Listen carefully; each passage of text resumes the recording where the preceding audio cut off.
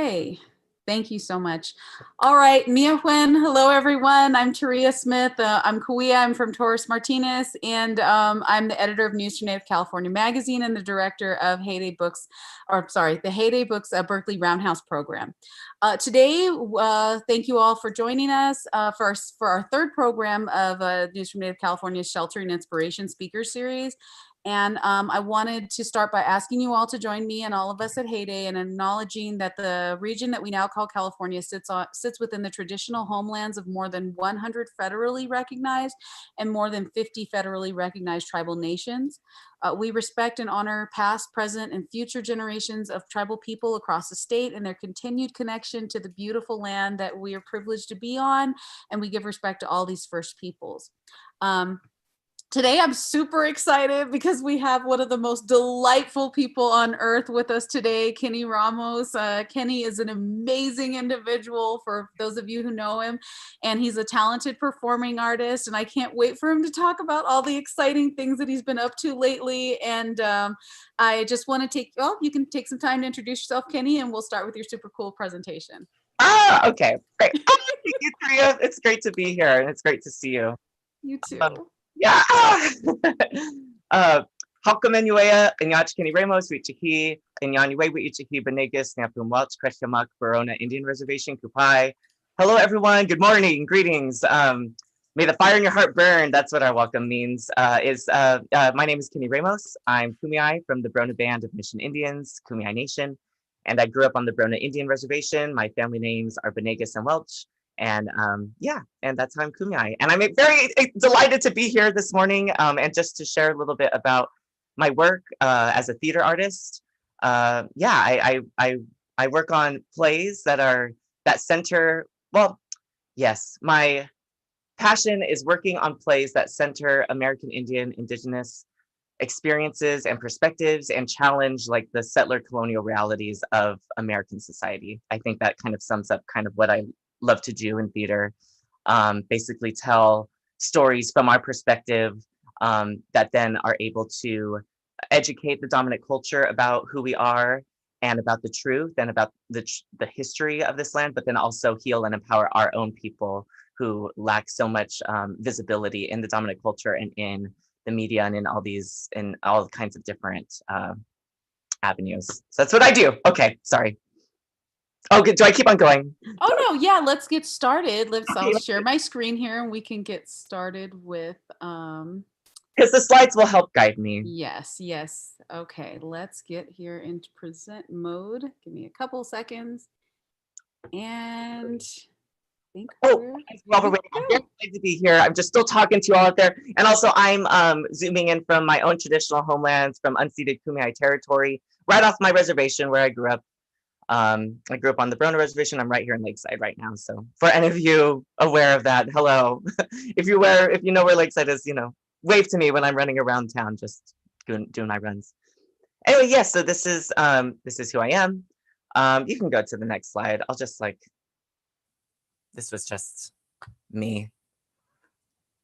Okay, great. I just wanted to share again a little bit about who I am because I think it's important to just acknowledge, who we are. And I think that's really common with Native people and how we understand ourselves and our place in the world and where we come from and who we come from. So for those of you that aren't familiar, the photo on the left, that is Kumeyaay territory, kind of the shaded area. That's pretty much traditional Kumeyaay territory. And we're split Ipai, Tipai. Ipai is the northern people, which is what I am, Ipai, and then there's Tipai, which is southern people, usually based around the watersheds of the San Diego area. So I think the main watershed, the San Diego River, so south of that watershed. Anyway, so south of that watershed would be Tipai, and north is Ipai. So the grayish area is all my traditional homeland, but or our traditional homeland. But then the little dots are the little light shaded areas within that are the reservations. For those of you that don't know, San Diego County has 18 reservations in it. It's the highest concentration of Indian reservations in the entire country. And 13 of those reservations are Kumeyaay reservations. And so I grew up, if you see Verona, that's where I grew up, on that reservation. And yes, the picture on the right that you're seeing is actually my great great-grandparents and my great-grandmother. So when I introduced myself, I said that one of my maternal family names is Benegas, which is a big family in my band. And the woman, the young girl with the white dress on the left is my great grandmother, Catherine Benegas, and then she married and became Catherine Welch. And she actually became the first female elected tribal leader in all of Southern California when she grew up. And then she was also chairwoman of my tribe for 20 years, which is the longest administration that we've ever had in our history. So that's who I come from. That's my great grandmother. And she was, so those are my great grandparents, that she's next to. My great grandfather, James Benegas, and my great grandmother, Lenora Benegas. And so she was their firstborn. Her firstborn, my great grandmother's firstborn was Maxine Welch, who is my grandmother that I grew up with. And I'm in her house right now. It's my grandma's house. And then, and then my mother is my grandmother's fourthborn. And so that's just a little bit about my family history. And they grew up on the Capitan Reservation. So if you see Capitan Grande next to Verona, that's where they grew up. That was our first reservation before we were forcibly removed. And then that's how Verona was created and became our new reservation. Anyway, that's a little bit about me. Go ahead, Julia, next. Okay, and more about me. I'm so sorry. I just had to throw, like I said, I grew up on the reservation. This is me and my dad on the res, and that's me just fooling around. And I think I put these in to kind of, think from a very early age, I had a performative nature. And I loved making people laugh. That's what my mom even was saying the other day. Like, I just always loved making people laugh. I would imitate Mrs. Doubtfire, like the hot flashes moment. I would do that all the time as a kid, as a 5-year-old, 6-year-old. And it was just something that was just innate to me and my spirit and who I am. I just love making people laugh or making people happy or performing. And that was very, very early on. And so that was definitely a side of me, but it wasn't necessarily totally nurtured until a little later on when I was a teenager. I always wanted to do theater, and I kind of did some in elementary school, but it wasn't until later on that my parents divorced and my father wanted to put me in something to kind of distract me from a lot of the stuff that was happening with my family life. And so he put me in a competitive theater program. And that's what I always kind of really wanted to be a part of. So I did this big theater program in San Diego called Christian Youth Theater, which was a whole experience on its own. But what it did give me was kind of like a place to really nurture and hone my theater skills, because it was a very competitive, like you had to audition for every show and you were taking classes. And that was the beginning of me really getting to kind of put my performative nature to practice and learn the skills of being in theater.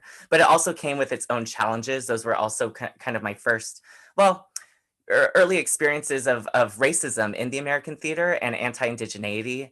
There's just so many racial stereotypes of Native people in the American theater canon. And back then I was really focused on musicals, doing musical theater.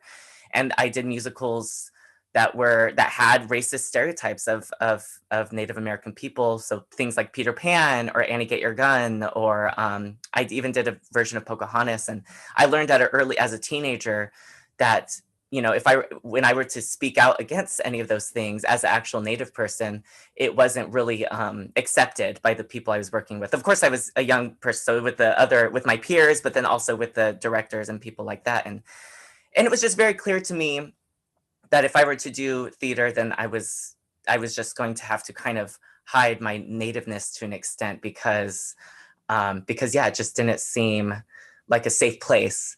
But I loved doing theater so much, so I continued to do it, and I was just kind of like, whatever, I'm gonna do it. I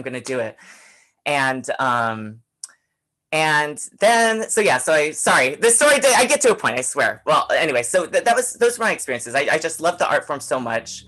But I had to hide a part of myself in order to engage with it, which was really disappointing. But I did it because I just loved the art form. So I eventually, you can go to the next one. Let's just fast forward. So I graduated high school. And actually I graduated the Southern California Tribal Chairman's Association valedictorian that year. So that was really exciting. But then I went to UCLA.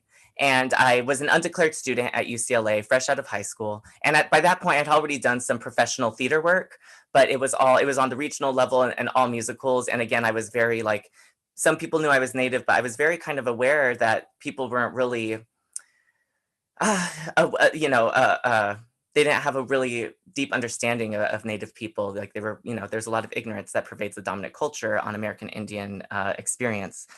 So I just kind of kept that part of myself hidden. And then in college, I wasn't a theater student. So I was kind of like not able to study theater in the way that I wanted to and that I loved so much. And I was so used to doing theater and being competitive with it. But the theater school was a different school at UCLA and you couldn't transfer in. So I was systematically kind of forced to turn away from theater.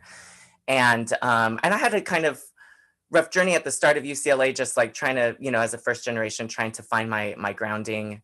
But eventually it was really through the American Indian Student Association there and the Native student community that really, where I found my family and my home at UCLA and at that institution.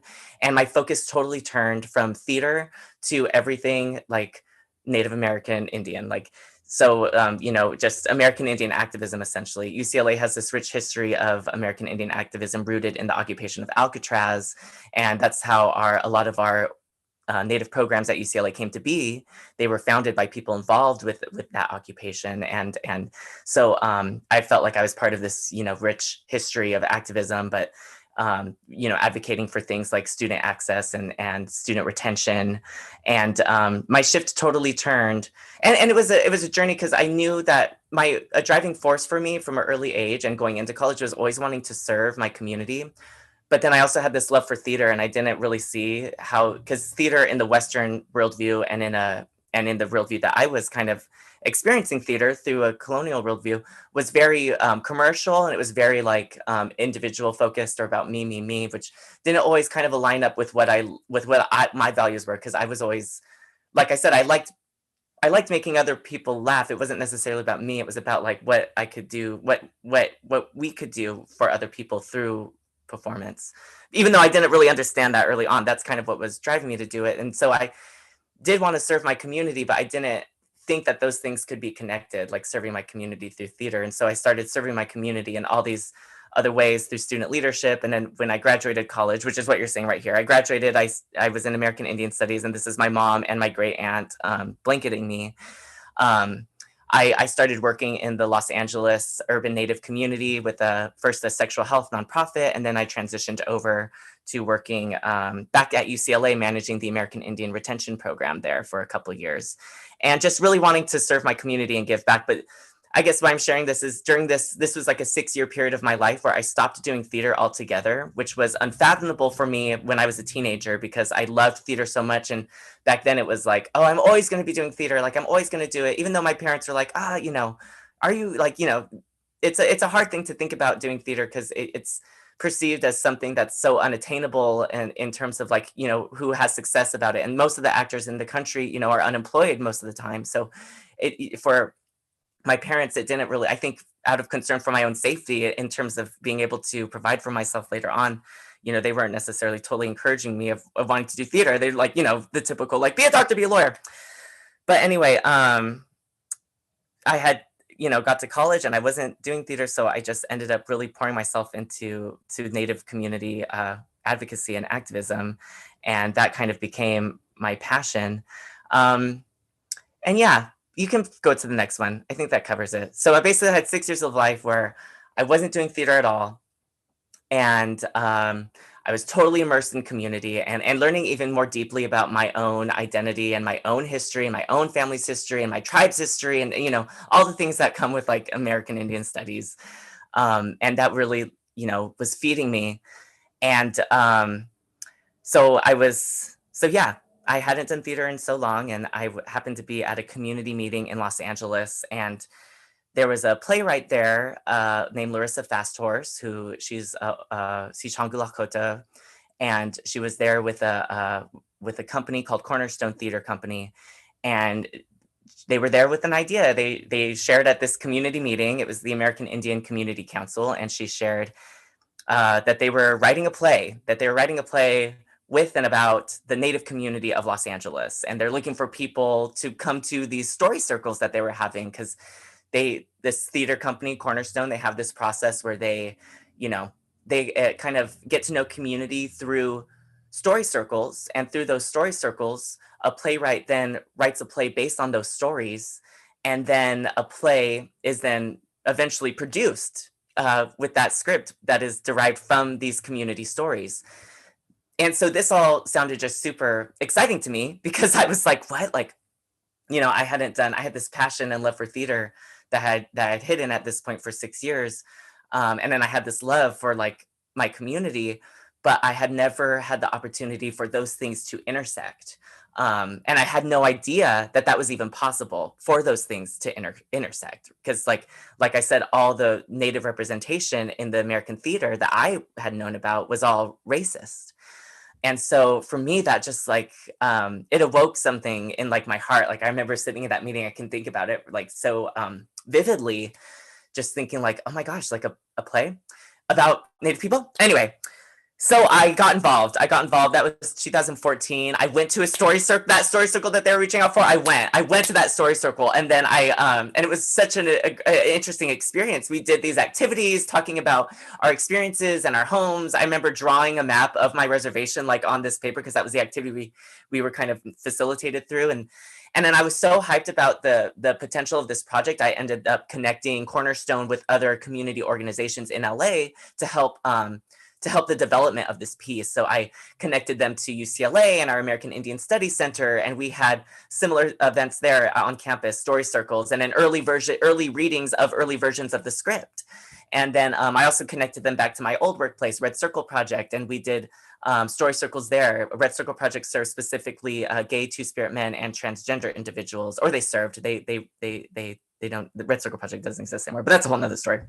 Anyway, but at the time, that was their target population. So I really helped connect this company to other Native organizations to help get as many Native perspectives and Native voices we could get into this play as possible. And eventually 2 years later, in 2016, was the production. So this is a flyer from that production. Our art was actually done by Stephen Paul Judd, which was really exciting. And yeah, you can kind of move forward.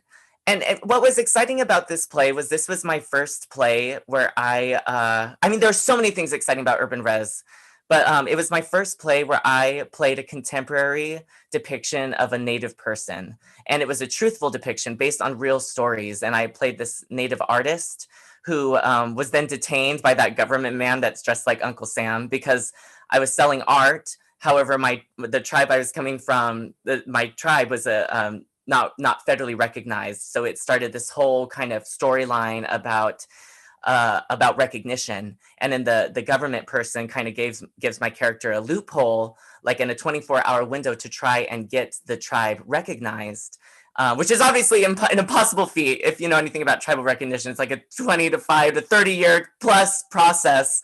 And so my character goes nuts trying to jump through all these loopholes to try and get the tribe recognized, and kind of becomes kind of inundated with kind of even colonial ideas of what recognition can even bring, like in terms of money and profit, and it, to the point where it ends up cutting off his own family members towards the end of the play when we're deciding who is in the tribe and who's out of the tribe, through all these different tactics that the government person who is there again, they kind of are trying to pull all these tricks on us, which is reminiscent of reality.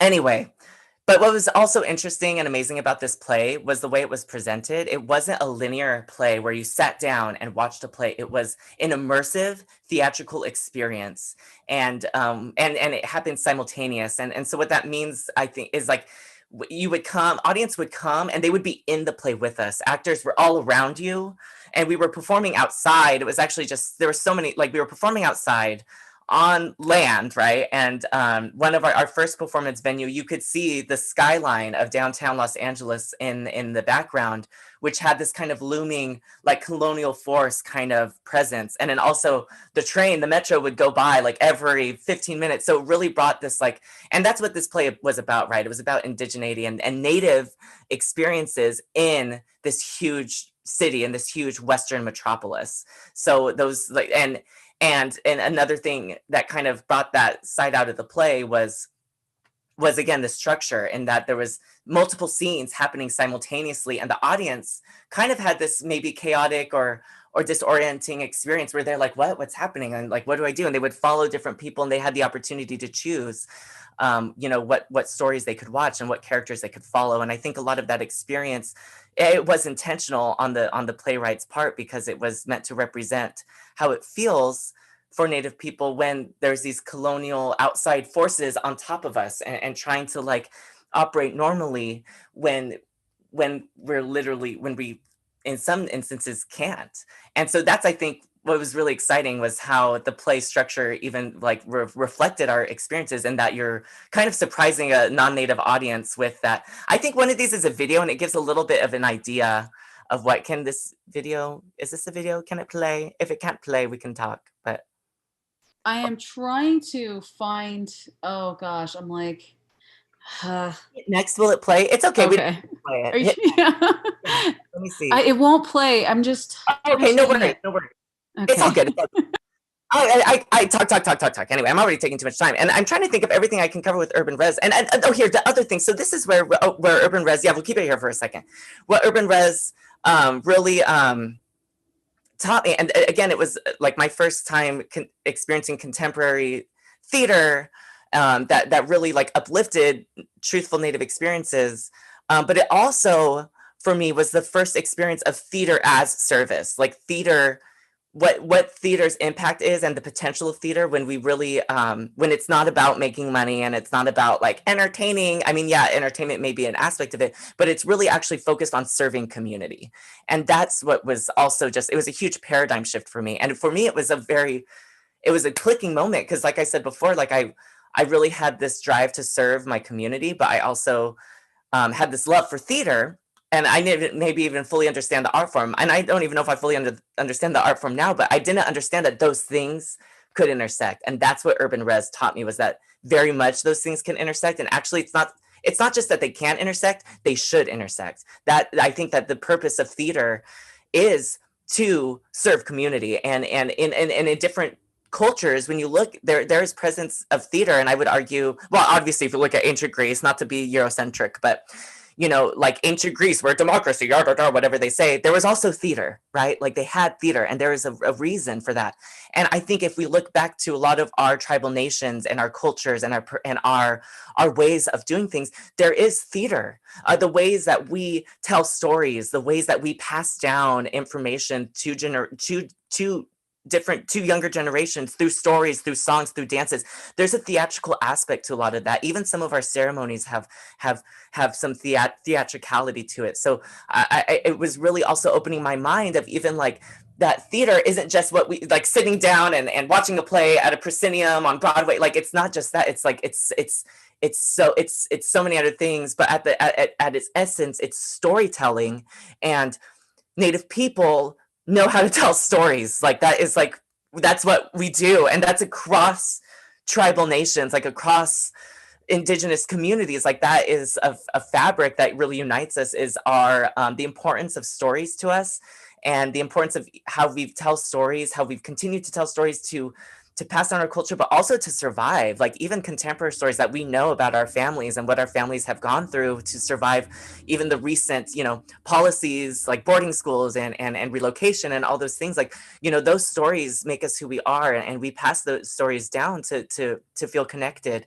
And so for me, that's what urban res also, it was just a huge learning experience and just paradigm shift. And it was just a project that truly, truly, truly just changed my life, and actually changed the trajectory of my life. Anyway, I think I spoke a bit about urban, and that's actually Taria saw urban res. Taria and her daughter saw urban res. I remember you all coming, and that was great. Anyway, it was awesome. Yeah, you saw at Curravangana Springs, it was such a we did the play in two different things. You can go back. That was my family. I'll just like shout out to my family real quick. I just, they've been so supportive, and this was them. They all saw urban res. That's my mom and my older sister, even though she's shorter than me and looks younger than me, and then my father. But yeah, I feel so lucky to have a family that supports me in this, because I think that's also just it is a hard theater's a hard thing, my family has been so supportive, and just shout out to them. You'll see more pictures of them throughout. Okay, but I have a lot to get through. Anyway, okay, so yes, next. Oh yeah, oh, did we? Okay, so that led me to what was also, so urban res quite literally changed the trajectory of my life, because no one realized that I did theater, right? I was like very involved with the community, but no one knew that I had this like hidden aspect of myself, that I actually like had all the skill set. I have a theater skill set. And so, gosh, and one more thing before I leave urban res, I want to share that one of the most impactful moments was like a Tongva elder, because we had a lot of Tongva people involved with the play, and a Tongva elder came up after the play to me and another performer and just like thanked us for what we did, because she felt very seen. She felt that that play, you know, was her story. And you know, the struggle for recognition and the feeling of invisibility in your own homelands, which are now like totally occupied by this, you know, huge metropolis. She just thanked us for it. And that was, again, helping me realize that theater really is service to the community. And we were in urban res, we were serving the local Native community. And even still people today that well, not obviously I'm in a pandemic now, but, you know, being out in the community when there's not a pandemic, I still run into community members who saw that play and remember that play. And they remember how it made them feel. And that's what, I mean, yeah, it was just an amazing experience. Anyway, so back to me. Okay, we'll get through this. That play also, because people came to saw it, it changed the trajectory of my life. I've said that several times, but one of the ways it was that Native Voices at the Autry, which is the country's premier Native American theater company, their mission is to develop and produce work by Native playwrights. The founders and, you know, people that were involved in that company came to saw our play. And after that, they invited me to audition for them. So literally the day after Urban Res closed, I had this big audition for them because they were putting a play on at Oregon Shakespeare Festival. And then eventually I did this, and then that following fall, later that year after Urban Res, I did my first short play festival with Native Voices at the Autry, which is what this was, Take Back the Land. And so I just put this slide in there to showcase that this was, and at that point in time too, after Urban Res closed, I left my job at UCLA because my contract was up, and it was kind of like the thing that pushed me into like, okay, like I want to try doing theater again. You know, it's been years, but like, let's try, like, because now that I see that it can serve the Native community, I want to see what, you know, what I can do. And you can go to the next slide. But yeah, after that closed, I studied Theater of the Oppressed, and I wanted to learn about other forms of theater. So I went to Brazil, because Brazil's where this theater methodology called Theater of the Oppressed, which is theater techniques and exercises about that are geared towards liberation. But anyway, but after I studied that, then I did that Native Voices thing. I did some other projects I don't want to talk about. But this is 2017, flash forward to 2017, and I was hired to work on this play called Off the Rails at Oregon Shakespeare Festival, and I was an understudy. And you could fast forward through to the next slide. It was a great learning experience too, because it was the first play written by an American Indian Native American playwright at this huge theater, which is it's been around for 82 years, and it's a multi-million-dollar theater company. But in that 82-year history, they had never produced a play written by a Native person. And this was the first one. Oh, go back to that last one. I just want to show that there's a California Indian right here with the fancy shawl, with the yellowish dress, and it's the brown shawl with yellow fringe. She's Juanenyo Ashaman, Jen Olivares. I just want to highlight some Cali natives. And then Lily Gladstone on the far right. She's an amazing actress. She's Blackfeet. And I understudied this boy that's in between them with the, I know I'm pointing at the screen, you can't see it, but in the blue vest, I understudied him.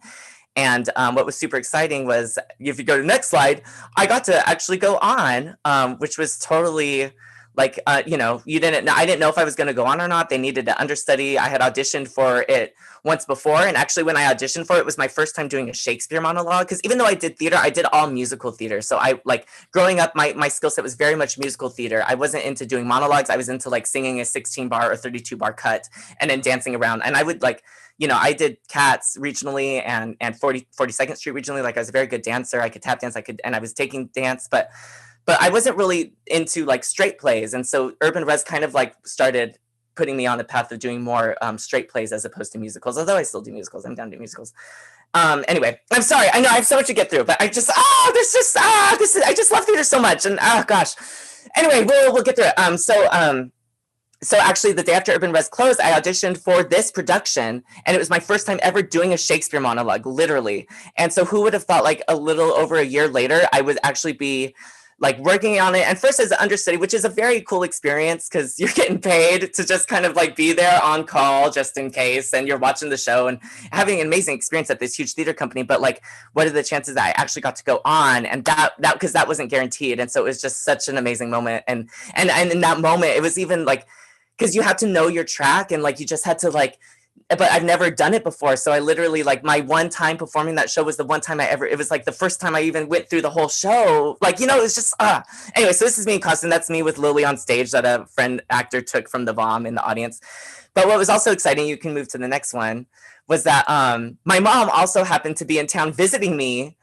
She was planning to visit me already, but she, you know, but we didn't know I was going on or anything. She was literally flying in that day. And I think I found out the day before that I was going to have to go on because the actor was sick.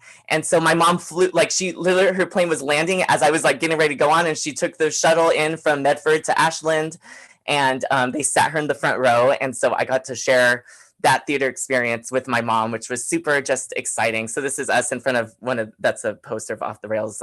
Anyway, OSF, it's a crazy place, Oregon Shakespeare Festival. It's a huge theater. And yeah, it's kind of like Disneyland. It's nuts, like, because people come to Ashland for this theater company, and they're all kind of like, you know, all these old white patrons that just love theater, and they love going to OSF, and it's a really unique experience. But I'm glad I got to share it with my mom, because then walking around town after, like, people, oh, you were in that show today, oh, like, so it was also just great to just share that with my mom. It was great.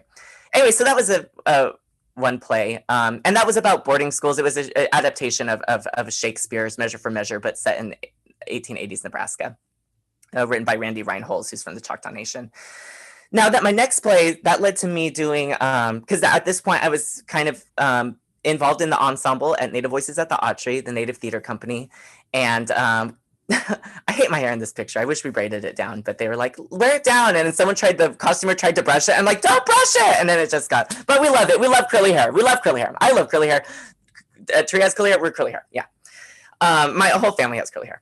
So, but anyway, this was a play, and this is my first one at Native Voices at the Autry. And what I loved about this play is written by Dylan Chido, who's Mississippi Choctaw Laguna, Isleto Pueblo. But it was a comedy, and it was like kind of a family-friendly comedy. And I loved getting to do a play that was like not necessarily focused on our trauma, because so many plays I think can do that. They highlight like our trauma, and it almost becomes like that's what the kind of Western white audience wants to see, right? Is our trauma. They want to like devour our trauma, but it's like, no, like our communities are so much more, they're so much more beautiful than that. Like, and we're obviously, you know, everyone out there knows like natives are comedy, like we're funny, you know, there's so much humor in our communities. And I think that's so connected to our resilience and so many just aspects of our identity and how we've survived. Like humor is just such a big part of who we are. So it was fun. It was just so great to be a part of a family friendly kind of comedy, coming of age comedy. And that was me. And that's my friend Kalan and Michaela. Kalan's Studi. It's actually West Studi's son. He's cool. They're great. I love them.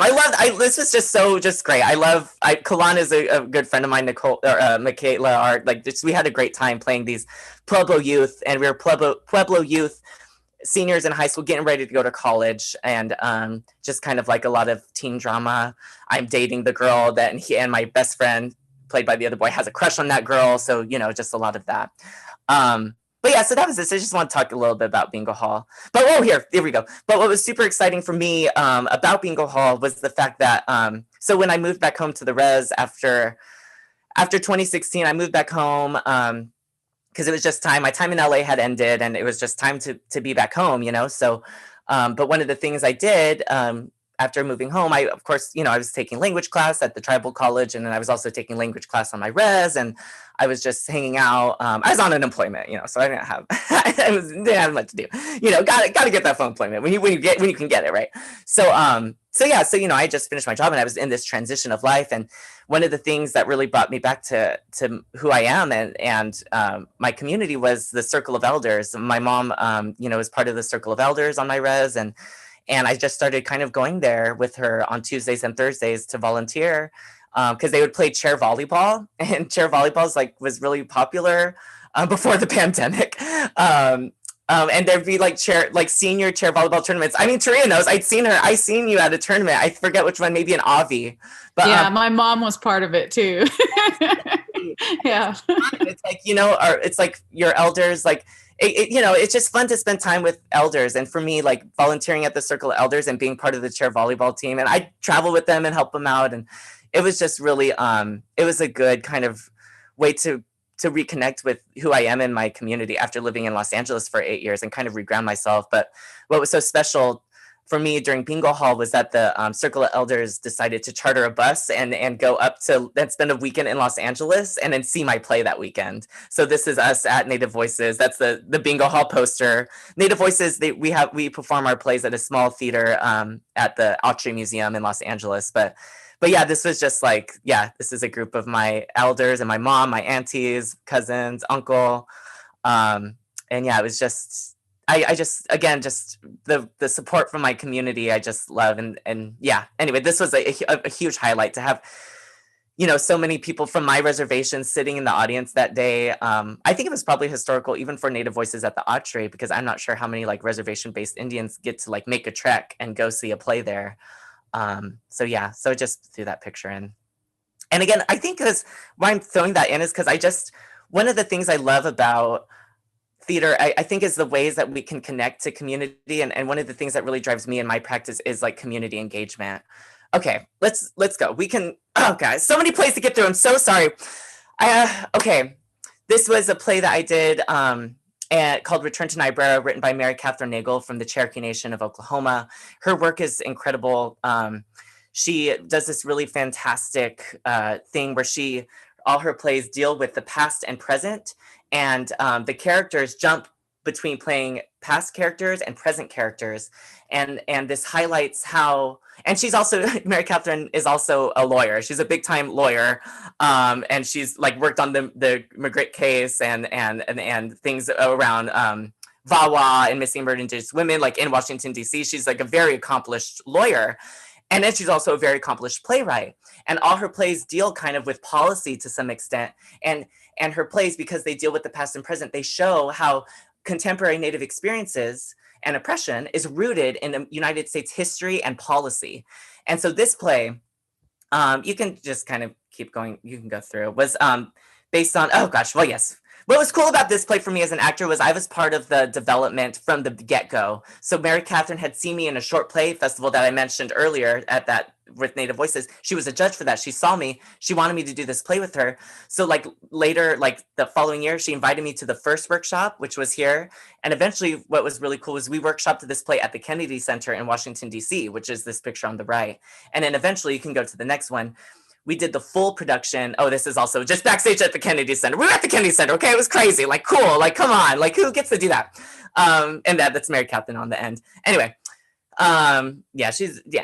Anyway, so but then we did the full production last year, January 2019 at the Rose Theater in Omaha, which is where it was commissioned.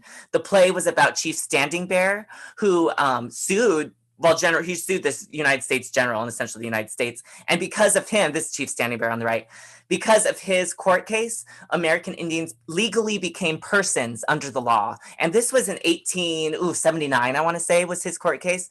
And it was there. And there's a whole story on how that court case came to be. Essentially, the Ponca were they were forcibly relocated from their traditional homelands in northern Nebraska, southern South Dakota to Indian territory, right, in Oklahoma.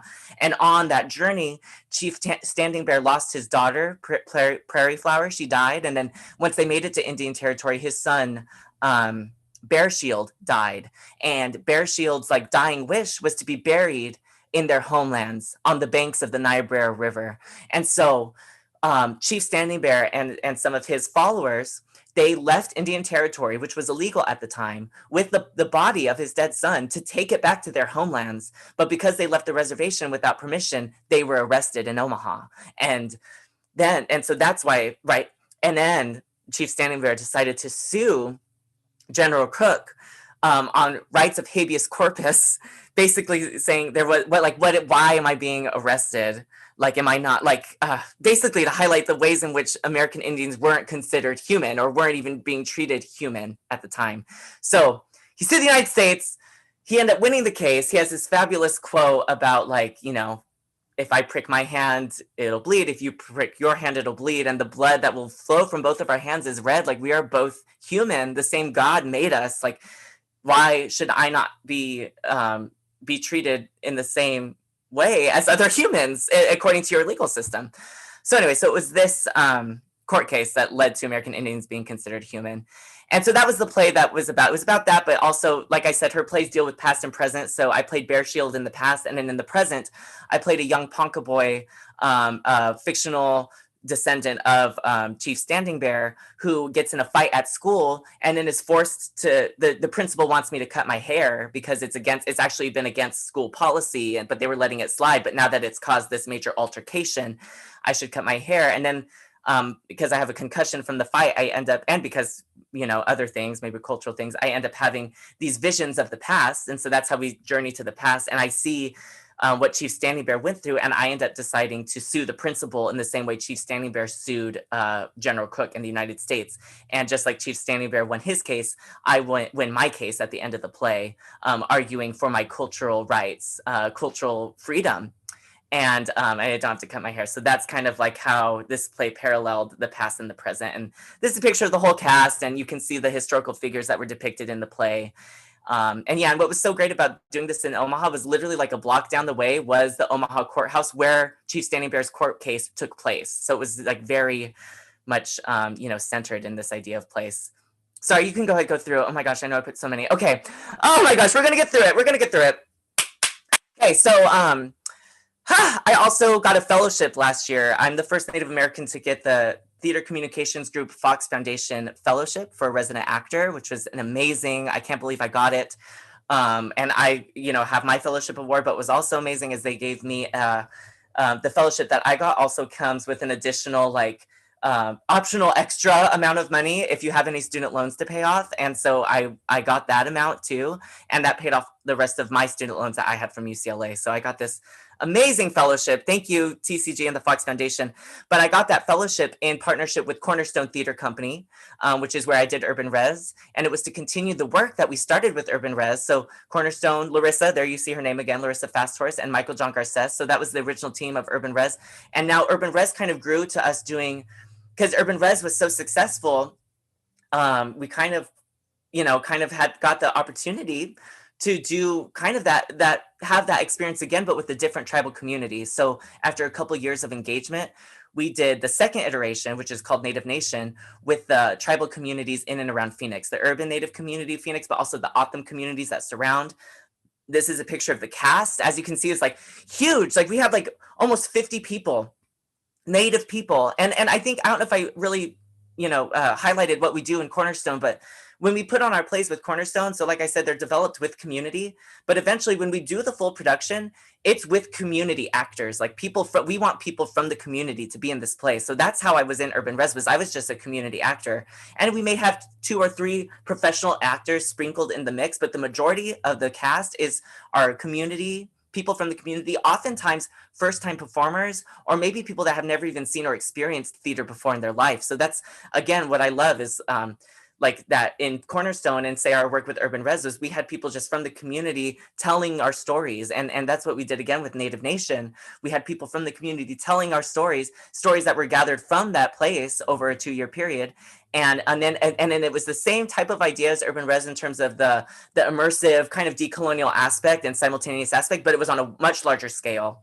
Another thing I want to highlight about this work that we do is that we also highlight local Native artists. So with Urban Res, we had local bird singer, like every show at Urban Res, we had local Native artists selling art, like kind of like, you know, vending, but then also halfway through the play, there was like a local Native artist performing, and it was anything from contemporary dance, traditional dance, storytelling, poetry, you know, bird singing. And that's what we did with with Native Nation too. So that was like an O'odham group that I kind of organized to come in and dance for our play. And then this is just more pictures of the play. So as you can see, it was similar to Urban Res, but on a much larger scale.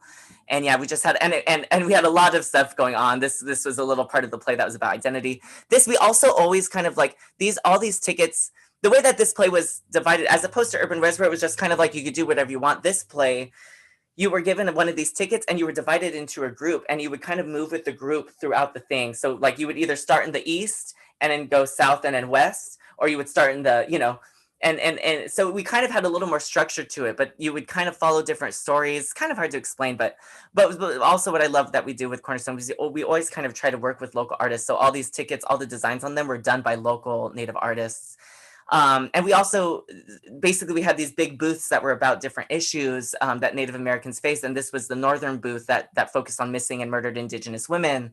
That mural was commissioned by some Native artists and students from ASU, which was a partner for this play. And this whole booth had profiles of missing and murdered Indigenous people. And I even included someone from my community who's been missing for over 5 years now. So that's why I have this picture. But anyway, the ways that why I have this is just the ways that we can amplify our voices and experiences through theater, which is very much what we are doing in Native Nation. You can go through.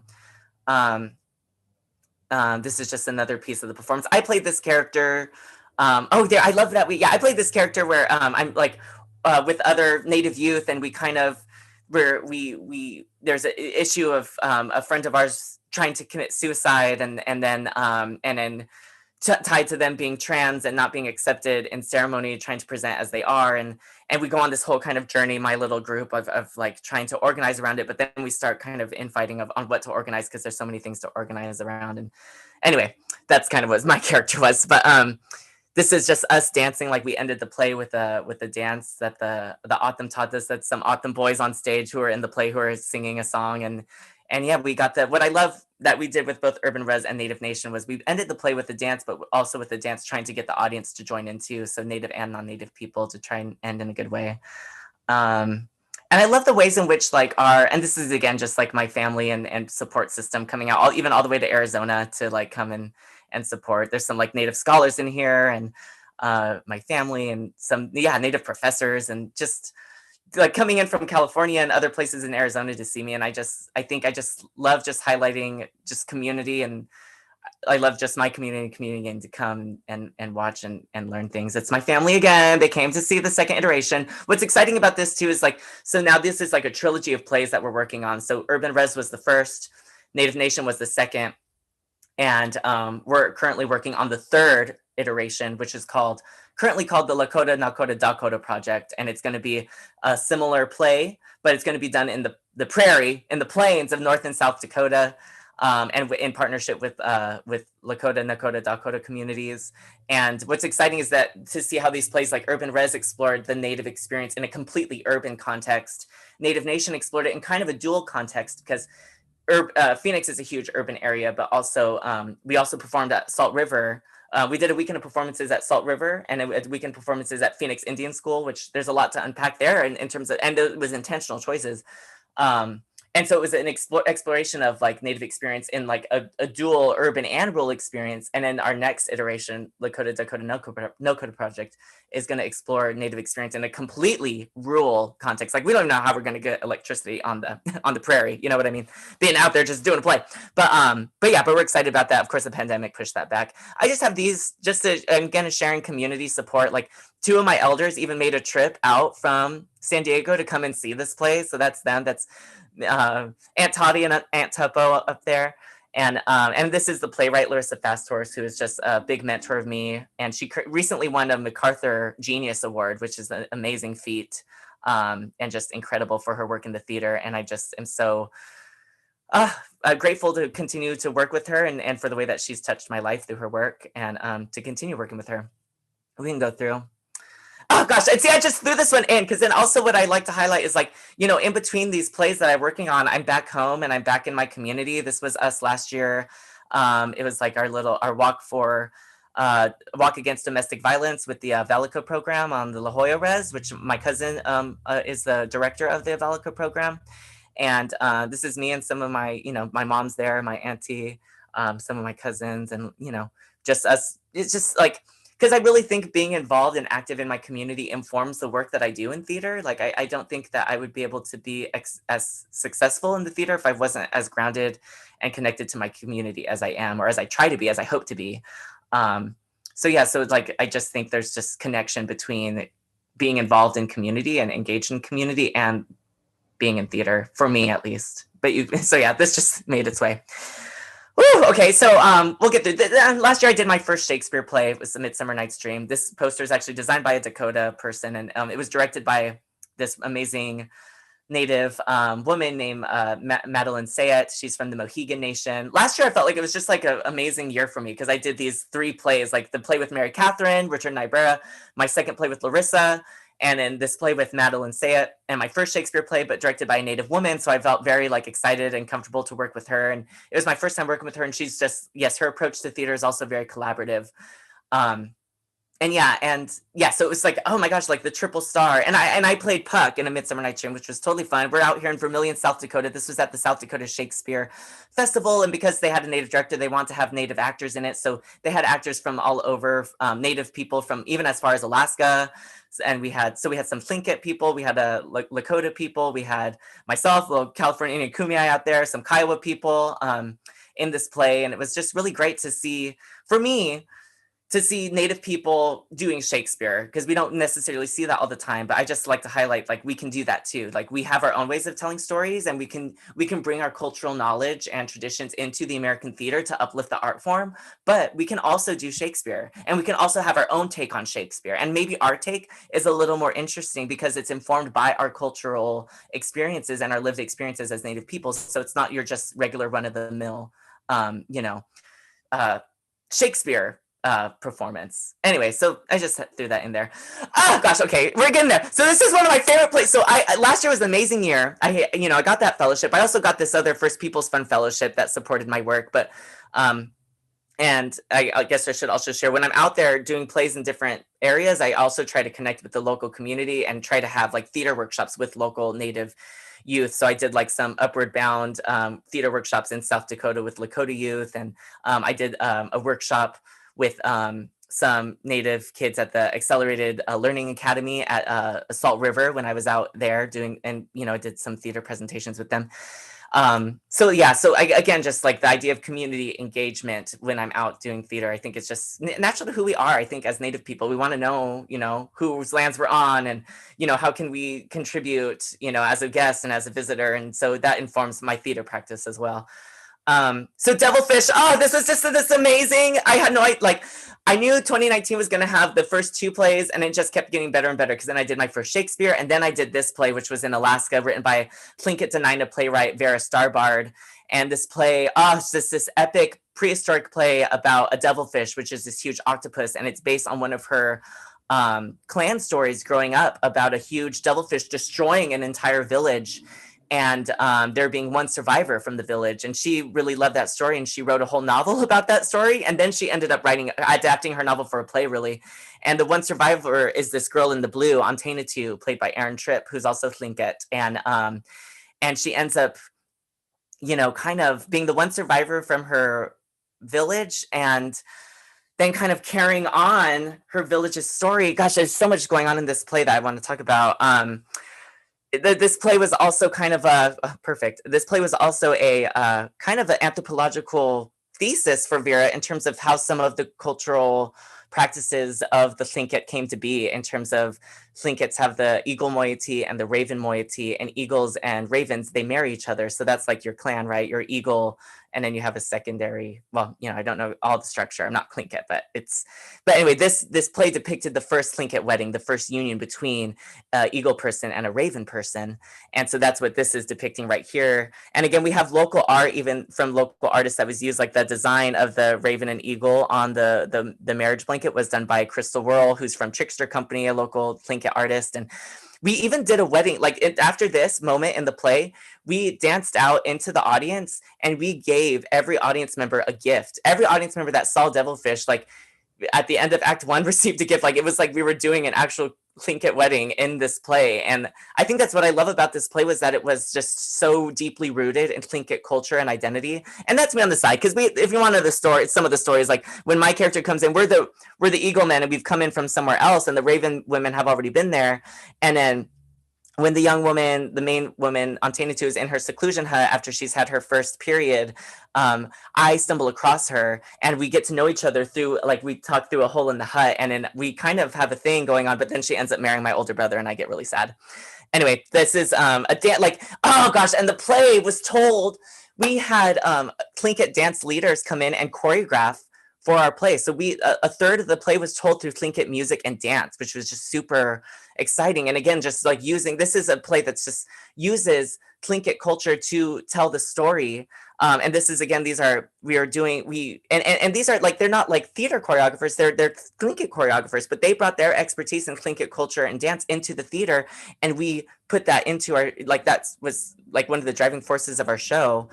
So these are all just, another thing too was that this was the first show I did that had a native costume designer. So all these designs are by Asa Benali, who is Cherokee and Dene Navajo. And yeah, I think what I want to highlight is, like, theater is so collaborative, and that's what really I don't know if I haven't been touching on too much, and I should be touching on more. But one of the things I love so much about this art form is it's really a team effort between artists of different mediums coming together to tell a story.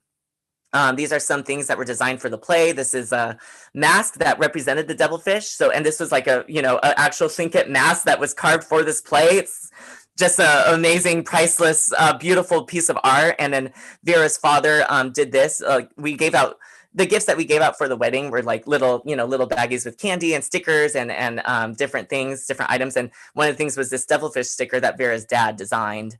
And if you go to the next one. Sorry, just more. So, and a lot of the props that we used in the play were designed by Vera's parents. Like, literally, our props masters weren't like Western theater people. They were native artisans. So, like, we had halibut hooks in the play. This is a halibut hook that we're talking about that Vera's dad made. And halibut hooks, look them up. A Tlingit halibut hook. They're an ingenious invention. In the play, my character actually is the inventor of it, which is really cool. But they're just this amazing hook that was designed. This is the way that the devilfish was depicted in the play was through dance again. So the dancers came out of the vom and they're in these robes, again designed by Asa Benali, but then these paddles that were designed by again by Vera's family, so her parents Linda and Don Starbard, but then also her brother Nate Starbard helped with them too. And these paddles represented the devilfish. They were the tentacles of the devilfish, and they were dancing in a Tlingit traditional dance. And I just don't know what to say about about how much this play was like just so rooted in Tlingit art and culture and identity. It was amazing. This is when we took the show to Anchorage, and at our first performance, we had all these, dance groups coming in a good way. And so I love that aspect of the play. This was this kind of the whole Devilfish team. We have some of the cast there, the director, and then the choreographers and their dance group. Like, it was just so, oh gosh, I just can't speak enough to working with Vera and on this play, and just how just amazing it was, and how it was really just rooted in native storytelling. And yeah, there's just, I can go on and on, but I know, gosh, we have to go through. So this year, okay, I mean, I did a workshop earlier this year. We could go through. This was Reclaiming One Star again, collaborating with Mary Catherine Nagel, who's a hero. And this play was actually about, again, the past and present, but was trying to show some of the history of how the Washington football team was even got that name and how it was rooted in a lie. And there's even a whole legal situation about that, if you know anything about William Lone Star Dietz. And yeah, it was a big deal to have this native play being workshopped at this big festival at the Denver Center Theater Company in Denver. Wes Studi was in it. That's why I'm excited. Like, Wes Studi is in there, and he played my grandpa and my uncle in the different plot lines. And Delana Studi, who's the current artistic director of Nevo Sadachi. That's Maddie again, who is our director, just a little bit next to me. And oh, this is the native crew.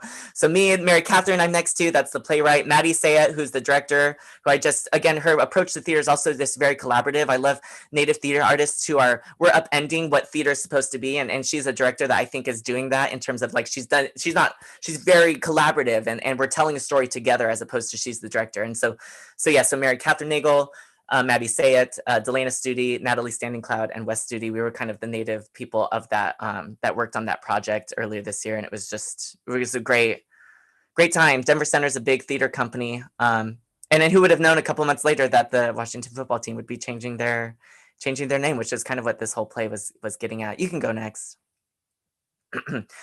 I did a, I just missed so many things. I did a, after that, I did a little, a short workshop. Well, really a reading of a play. Well, we actually did it. Like we all kind of got off book, but it was a Larissa's play early on at the small theater in New Jersey. But what I loved about it too was, you know, is we had a lot of school shows where kids came and kids, you know, that are just from the city. This is right here in Trenton. And we ended the show with a big round dance. So we got to bring all these kids on stage and dance with them. And it's a really great play that Larissa's written. That was early on in her career, teaching disco square dancing to our elders. It's geared towards young audiences. It's a TYA piece, and it's really great. Okay, we're getting to, so yeah, obviously the pandemic happened and things have moved. So like one of the first things I did was a workshop of a new play by Tara Moses. She's up there in the corner. She's Muskogee and Seminole, Oklahoma. And this was a workshop of her new play called Arbika. And this was everyone that was in it. So we've kind of transitioned to doing theater over Zoom. Again, Maddie directing, you see Mr. Wesson there, and good friend Jen, who I mentioned earlier, she's Juanenyo Ashaman. So we got some Cali representation. And down here is Sheila Towsey, who's just an amazing actress. I worked with her at OSF. And anyway, we did a workshop of Tara's new play over Zoom. That's kind of how we've been working nowadays.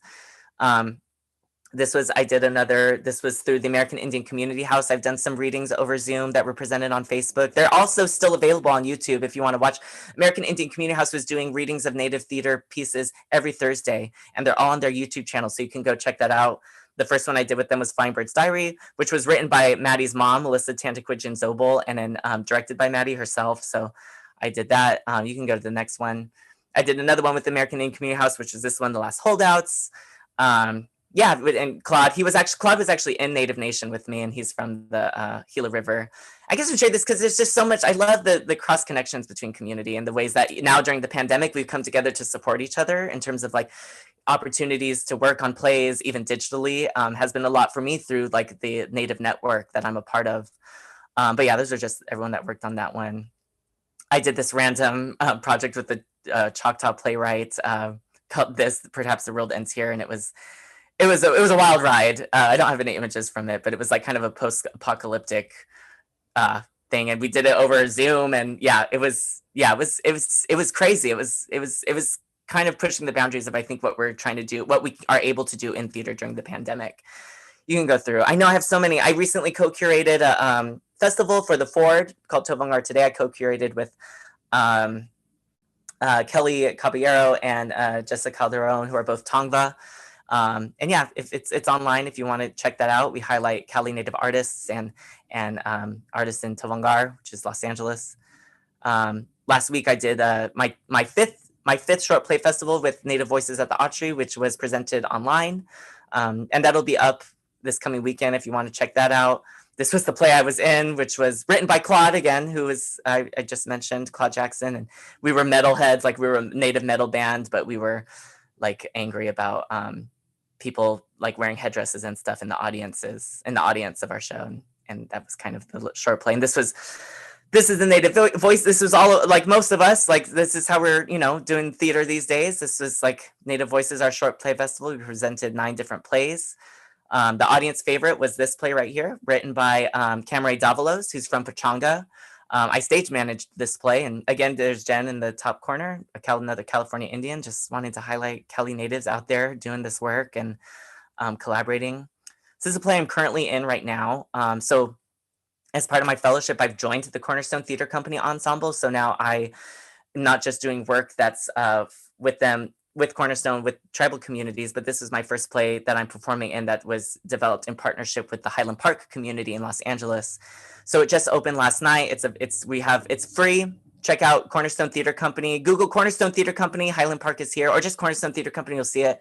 You can register on Eventbrite. We have shows this weekend. And this is just a scene and trying to show how we're pushing the boundaries of Zoom theater now in terms of, we're all in separate spaces. We're all filmed in our own places, but the designer, has meshed us together so it looks like we're sharing space.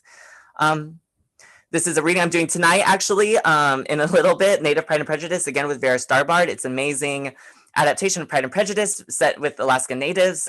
Instead of Frances Bennett trying to marry off her daughters to men with a lot of money, she's trying to marry off her daughters to men with high blood quantum. I'll just leave it at that. And it's really great. It's a really fantastic adaptation of Native Pride and Prejudice. It's the reading for it tonight is free, and it's what's great about that. You could go back. I just want to gush on Vera for a little bit. She's an amazing playwright. She also writes for the show Molly of Denali on KPBS, and she is also the editor of First Alaskans magazine. And she's just an incredible, again, like I did Devilfish with her. That was her second play. This play is being showcased at the National New Play Network National Showcase, which is a big deal. This is new plays being showcased on a national level to theater companies that are with maybe interested in producing these plays. So this is the first Native play to be produced, to be showcased at this national level. So it's exciting, and I'll be performing in that tonight. You can register and come for free if you want to. Anyway, you can go ahead next. This is also, I'm doing a series of radio plays that are coming out next week. Again, another collaboration with Maddie and her mother, and they all deal with Mohegan history. So that's one thing I've worked on. Whew, we're almost to the end. This is another one with Vera that I'm working on. Just finished the fourth one, but it's a Tlingit adaptation of A Christmas Carol. I'm playing the Ghost of Christmas, the Ghost of Christmas Present, and these are part of my costumes, part of my setup. Behind this blue sheet that I have is actually all this Christmas stuff that's for this play, and this is going to start coming out next week. It's going to be released in 5 episodes, so next week you can watch the first episode, and the following week the next episode. Just how the original book is written in 5 staves, and the last stave is going to be released on Christmas Day. And I do a lot of singing. She rewrote a lot of Christmas carols, but to be Tlingit themed. So I sing all these Christmas carols, and there's a lot of amazing Tlingit actors involved with this play. And actually Irene Bedard is in this play, so that's also been exciting for me. So just to gush over Irene Bedard.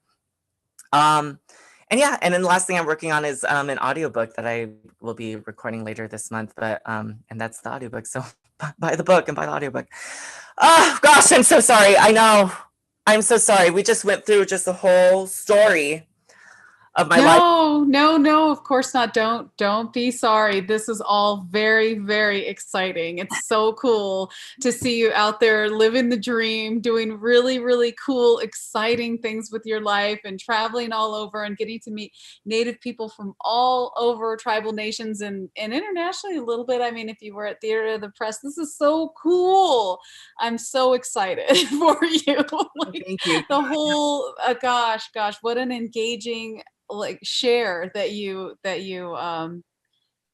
presented for everybody today. How cool is this? Like, wow. And how nice to have the support of your family and your community and everybody and your friends and everyone around. I mean, and you really are an inspiration. I mean, my little person really, really, really, really looks up to you. Oh. And even had the courage during I think junior year, was in a Midsummer Night's Dream as well. And so it's so exciting to see all of the really, really cool things that you're doing. I had a question, which was what was coming next, but you answered, you did that, and you already said all the cool things that you're going to do and stuff. And but just to kind of talk a little bit about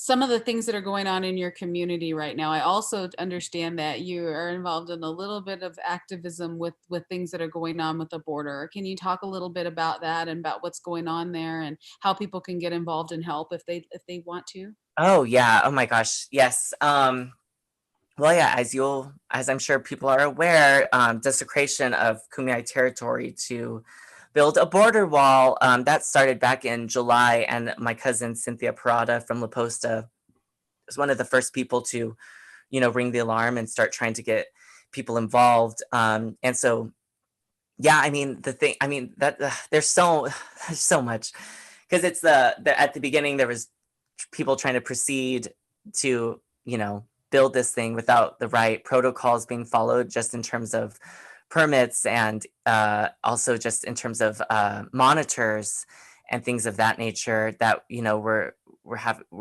had to be advocated for, which is ridiculous because that's the stuff that's already should be in place. And I mean, there's so many ways to look at it too, because it's also not just the fact that we don't, this wall, yeah, there's so many things.